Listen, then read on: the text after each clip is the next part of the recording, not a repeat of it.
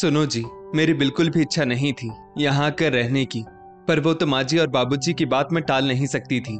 इसीलिए चुपचाप यहाँ देवर जी के परिवार के साथ रहने चली आई। पर आप नहीं जानते यहाँ हमारे साथ कैसा व्यवहार होता है। मैं अपना अपमान तो फिर भी सहती आ रही हूँ, पर बच्चों के साथ ऐसा व्यवहार अब मुझसे सहन नहीं होता।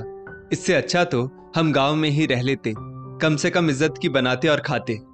सुनैना रोती हुई अपने पति रमेश से कहती है। रमेश बोला, क्यों, ऐसा क्या हो गया? अच्छा भला तो सब कुछ चल रहा है, और वैसे भी ये घर सिर्फ मुकेश का नहीं बल्कि हमारा भी है। बाबूजी ने इसीलिए तो शहर में इतना बड़ा घर बनवाया ताकि हम सब मिलकर एक साथ रह सके।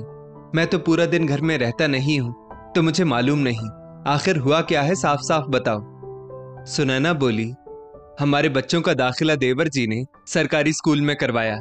मैं कुछ नहीं बोली, ये सोचकर कि शिक्षा तो कहीं भी ग्रहण की जा सकती है। अब उनके बच्चे अंग्रेजी स्कूल में पढ़ते हैं तो उसमें उनका भी खर्च होता होगा, पर ये शहर का झांसा कहीं हमारा आत्मसम्मान न छीन ले हमसे। मैंने आपको बताया नहीं, मेरी देवरानी अमिता ने हमारे आने के कुछ दिन बाद ही घर की कामवाली को ये कहकर निकाल दिया कि अब भाभी आ गई हैं तो वही घर के कामकाज देखेंगी। पर मैंने उस बात का भी उतना बुरा नहीं माना, ये सोचकर कि हमारा घर है तो घर के काम मैं कर लूंगी। रमेश बोला, बात को चक्री की तरह घुमाकर क्यों बोल रही हो?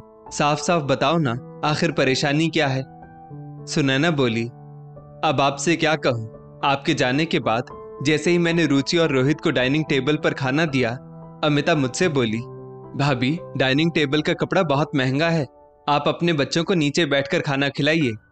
मैंने कहा, अमिता बच्चे नीचे बैठकर खाएंगे तो कहीं उनकी यूनिफॉर्म गंदी ना हो जाए। इस पर अमिता हंसकर बोली, कौन सा वो कॉन्वेंट स्कूल में जा रहे हैं? आखिर जाना तो सरकारी स्कूल में है, तो गंदे कपड़ों में भी जाएंगे तो उनकी इज्जत कम नहीं हो जाएगी। तब मैंने मुस्कुराते हुए बच्चों से कहा, कोई बात नहीं बच्चों, गांव में भी तो लोग नीचे ही बैठकर खाते हैं। लोग कहते हैं धरती माता की गोद में बैठकर खाने से बच्चे खूब तरक्की करते हैं, तो चलो तुम लोग भी नीचे बैठकर खा लो। इतना कहकर मैं बच्चों को खाना देकर रसोई में उनके लिए पानी लेने चली गई। बच्चों को खाते देख अमिता बोली, खाओ खाओ, पिछले 3 महीनों से तुम लोग खा ही तो रहे हो। तुम लोगों को भी लगता होगा कि ये तुम्हारे बाप की ही कमाई है, पर थोड़ा कम खाओगे तो मर नहीं जाओगे, और खाना मुफ्त का नहीं है जो दिन रात तुम लोग ठूसते रहते हो। शहर आकर भी ये लोग वैसे के वैसे गंवार ही रहेंगे। पानी लेकर आती हुई सुनैना ने जब ये सारी बातें सुनी तो उसके पैर वहीं रुक गए। सुनैना उस समय कुछ नहीं बोली और बच्चों को स्कूल भेजकर अमिता से बोली, अमिता क्या हमारा यहाँ रहना तुम्हें पसंद नहीं है? अमिता बोली, भाभी पसंद हो या ना हो, अब बाबूजी का कहा हम कैसे टाल सकते हैं। पर आपसे एक विनती है, जब मेरी कोई सहेली आए तो मुझे नाम लेकर मत पुकारिएगा, मैडम कहिएगा। अब जाइए रसोई का सारा काम खत्म कीजिए। इतना कहकर अमिता फोन लेकर अपने कमरे में चली गई। सुनैना रमेश को पूरी बात बताते हुए बोली, बस बहुत हो गया जी, शहर आकर अच्छी जिंदगी के खूबसूरत सपने देखते देखते कहीं हमारे बच्चे खुद को अपमानित न महसूस करने लगे और यहाँ के नौकर बनकर ना रह जाएं। चलो अपने शहर या गांव ही चलते हैं, कम कमाएंगे पर वहीं इज्जत से रहेंगे। इतना कहते कहते सुनैना की आंखें भर आई। रमेश बोला, ठीक है चलेंगे, पर मैं इसके बारे में एक बार मुकेश से जरूर बात करूंगा और सारी बात साफ साफ उसे बताऊंगा। सुनैना बोली, इसका कोई फायदा नहीं होगा जी, देखना देवर जी अपनी पत्नी को ही सही मानेंगे। रमेश बोला, फिर भी एक बार भाई से बात करने में क्या हर्ज है। शाम में जैसे ही मुकेश घर आया, रमेश बोला, मुकेश क्या हमारे यहाँ रहने से तुम्हारे परिवार को कोई दिक्कत हो रही है?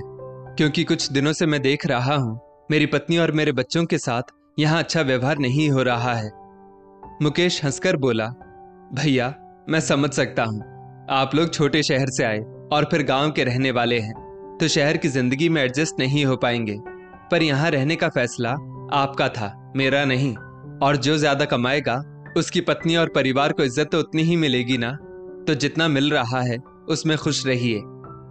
इसके आगे रमेश ने कुछ कहना ठीक नहीं समझा और अगले ही दिन अपना सारा सामान लेकर वो परिवार के साथ गांव चला गया। सुबह 8 बजे दरवाजे पर दस्तक हुई। कमला जी ने जैसे ही दरवाजा खोला तो चौंकते हुए बोली, अरे बेटा तुम बहू और बच्चों के साथ क्या बात हो गई? सब कुछ ठीक तो है? रमेश बोला, सब ठीक है माँ, पर अब हम सब यहीं रहेंगे। इतना कहकर रमेश अंदर जाने लगा तो उसके पिता रामदयाल बाबू बोले, कुछ बात हो गई है क्या रमेश, जो तुम्हारा और बहू का चेहरा उतरा हुआ है और अचानक से पूरे परिवार के साथ तुम यहाँ कैसे आ गए? सुनैना ने बच्चों को अंदर भेजा तो रमेश बोला, माँ बाबूजी, आप लोगों और मुकेश ने हमें अंधेरे में क्यों रखा? मुझसे ये कहा गया था कि शहर का घर हम दोनों भाइयों का है। मैं कम पढ़ा लिखा था, हमारे शहर में अच्छी नौकरी नहीं मिल पा रही थी, इसीलिए मैंने वहां जाकर रहने की बात मान ली और आज्ञाकारी बेटा और बड़ा भाई बनकर वहां रहने लगा। क्या यही गलती थी मेरी? कमला जी बोली, बेटा आखिर हुआ क्या है, बताओ तो हमें। रमेश बोला, माँ मानता हूं मैं कम कमा रहा था, पत्नी और दोनों बच्चों के लिए बड़ी मुश्किल से गुजारा करता था, पर आप सब ने मुझे क्या कहा था, दिल्ली में जमीन लेकर उधर घर बनवा देते हैं, दोनों भाई मिलजुल कर रहना, और जो जरूरत होगी वो हम गांव से भिजवा दिया करेंगे। और तो और घर बनाने की जिम्मेदारी भी आप लोगों ने मुकेश को दे दी। क्या आप लोग जानते हैं कि पैसे तो आप लोग लगा रहे थे, पर मुकेश अपने हिसाब से घर बनवा रहा था। क्या मुझे ये सब बताने की जरूरत भी नहीं समझी आप लोगों ने कि उस घर के सारे पैसे आपने दिए थे? लगता है मुकेश ज्यादा कमाता है तो आप लोग उस पर ज्यादा भरोसा करते हैं और मुझ पर नहीं। रामदयाल बाबू बोले, बेटा मानता हूं कि परिस्थितियों की वजह से मैंने तुम्हें ज्यादा पढ़ाया लिखाया नहीं, पर तुम्हारी ईमानदारी पर हमने कभी शक नहीं किया, तभी तो तुम्हें वहां रहने की सलाह दी कि तुम रहोगे तो मुकेश भी कोई गलती नहीं करेगा। रमेश बोला, रहने दीजिए बाबूजी, आप जानते हैं हम आपके कहने पर वहां चले तो गए, पर बदले में मेरी पत्नी और मेरे बच्चे कितना तिरस्कार झेलते थे। मेरे बच्चों को भूखा रखती थी आपकी छोटी बहू और अपने बच्चों को भरपेट खिलाती, ऊपर से सुनाती रहती थी कि तुम्हारे बाप की कमाई नहीं है। कमला जी हैरान रह गई, वो बोली, छोटी बहू ऐसा कैसे कर सकती है? सुनैना रोते हुए बोली, माँ जी आपकी कसम खाकर कहती हूँ मैं कुछ झूठ नहीं बोलूंगी, पर जितना हम अमिता को जानते थे वो वैसी बिल्कुल नहीं है। मुझे तो वो उस घर की नौकरानी समझती थी। जब कभी मैं बच्चों को खाना देती थी तो उनकी प्लेट से वो आधा खाना निकाल ले जाती थी और मेरे बच्चे आशा भरी निगाहों से मुझे देखते थे। बताइए माँ जी, मेरा या मेरे बच्चों का क्या दोष था? यही ना कि हमने अपने बड़ों की बात मानी। इतना कहते कहते सुनैना फूट फूट कर रोने लगी। कमला जी बोली, पर बहू घर तो तुम दोनों के लिए बनवाया गया था, फिर मुकेश या अमिता तुम्हारे साथ ऐसा व्यवहार कैसे कर सकते हैं? और रमेश तुम यहाँ खेती बाड़ी कैसे कर पाओगे? बेटा हमने तो यही सोचकर तुम्हें वहां भेजा था कि शहर में रहकर अच्छी नौकरी करोगे तो बच्चों का पालन पोषण कर सकते हो, यहाँ क्या ही रखा है? रमेश बोला, बस बाबूजी बहुत हो गया मुझे समझाना, मुझे अब वहां जाकर नहीं रहना। यहाँ रहकर या मेरठ में जो काम मिलेगा मैं उसमें गुजारा कर लूंगा, पर अपने छोटे भाई का नौकर बनकर नहीं रहूंगा। और जैसे आपने मुकेश के लिए जमीन और घर का इंतजाम किया, वैसे ही अगर मेरे लिए कर दिया होता तो आज मुझे इतनी जिल्लत नहीं उठानी पड़ती। रामदयाल जी धीमे स्वर में बोले, हमसे गलती हो गई बेटा, जो हमने उसकी बात पर भरोसा किया। उसने कहा था कि आप भैया को परेशान मत कीजिए, पैसे मुझे दे दीजिए, मैं सब करवा दूंगा। और वो पैसे भी बराबर लेता रहा और बोलता रहा कि वो तुमसे पूछकर घर बनवा रहा है। ये बात तो मुझे अभी तुमसे पता चली कि उसने तुमसे कभी कोई राय मशवरा किया ही नहीं। कमला जी बोली, ये आज की बात नहीं है जी, आप जानते हैं वो उग्र स्वभाव का है और ये शांत स्वभाव का है, तभी तो उसने इसे छला और हमारे भरोसे को भी तोड़ा। खैर छोड़िए इन सब बातों को, हमने भी कहाँ सोचा था कि हमारा छोटा बेटा अपने बड़े भाई को धोखा देगा और हमारा भरोसा तोड़ेगा। अब तो इनके लिए भी कुछ सोचना होगा, क्योंकि जब तक हम जिंदा हैं इनकी जिम्मेदारी भी तो हमारी है। सुनैना आगे बढ़कर कमला जी का हाथ पकड़कर बोली, माँ जी हमें कुछ नहीं चाहिए, बस आप लोगों का भरोसा और आशीर्वाद ही बहुत है। भगवान ने चाहा तो हम दोनों कहीं भी काम करके अपना गुजर बसर कर लेंगे और आप दोनों का ध्यान भी रखेंगे। बस आपका आशीर्वाद मेरे बच्चों पर बना रहे, क्योंकि बच्चों को अकेले छोड़कर किसी और पर भरोसा भी तो नहीं कर सकते। कमला जी बोली, हाँ बहू, अब तो बस यही भरोसा बचा है। और तुम निश्चिंत रहो, हम दोनों तुम्हारी मदद करेंगे। बहू, कभी कभी हम अपनों पर इतना भरोसा कर लेते हैं कि उनके झांसे में आकर गलती कर बैठते हैं। इसलिए तुम दोनों अपने माँ बाप के प्रति कोई मलाल मत रखना। रमेश आगे बढ़कर बोला, माँ, आप लोग हमारे बड़े हैं, माफी मांगकर हमें शर्मिंदा मत कीजिए। बस जब तक जरूरत है आप हमारी मदद कर दें, इससे ज्यादा और कुछ नहीं चाहिए। और बाबूजी, मैं अपनी पुरानी फैक्ट्री में बात करके देखूंगा, अगर वहां काम मिल गया तो मैं और सुनैना वापस काम करने लगेंगे और बच्चों को हॉस्टल भेज देंगे, ताकि जीवन के उतार चढ़ाव में खुद को कैसे संभालना है वो भी सीख सके।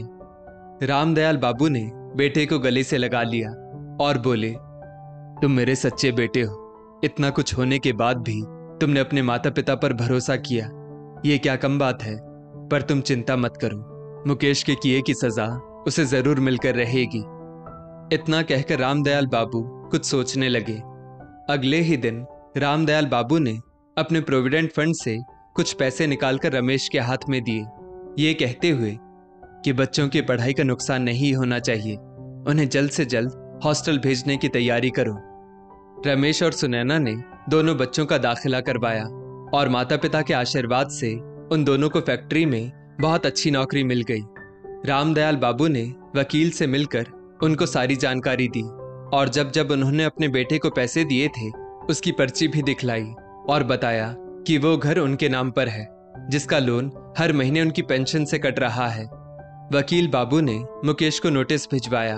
मुकेश अमिता के साथ दौड़ा दौड़ा गांव आया। बाबूजी, आप हमारे साथ ऐसा कैसे कर सकते हैं?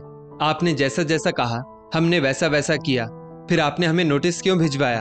अभी के अभी अपना केस वापस लीजिए। कमला जी ने जोर का थप्पड़ बेटे के गाल पर जड़ दिया और बोली, तुम्हारी हिम्मत कैसे हुई अपने पिता से ऐसी बात करने की? पहले अपने भाई का अपमान करते हो, फिर अपने पिता से ऊंची आवाज में बात करते हो। बेटा, तुमने सिर्फ अपने बड़े भाई को नहीं धोखा दिया, बल्कि हमारा भरोसा भी तोड़ा है। मुकेश अमिता की तरफ देखने लगा। वो लोग सब समझ गए कि इसका मतलब रमेश और सुनैना ने उनको सारी बात बता दी है। रामदयाल बाबू बोले, तुम्हें क्या लगा कि तुम अपने बड़े भाई की अच्छाई का फायदा उठाओगे और वो चुपचाप रह जाएगा? तुम लोगों ने अपने बड़े भाई और भाभी का तो अपमान किया ही किया, उनके बच्चों के साथ भी बुरा व्यवहार किया। छी छी, मुझे नहीं मालूम था कि मेरी मदद तुम्हारे अंदर इतना गुरूर भर देगी कि तुम रिश्तों का लिहाज करना ही भूल जाओगे। निकल जाओ इस घर से। अब उस घर पर तो क्या, गांव की हमारी किसी संपत्ति पर भी तुम्हारा कोई अधिकार नहीं होगा। अमिता बोली, क्या?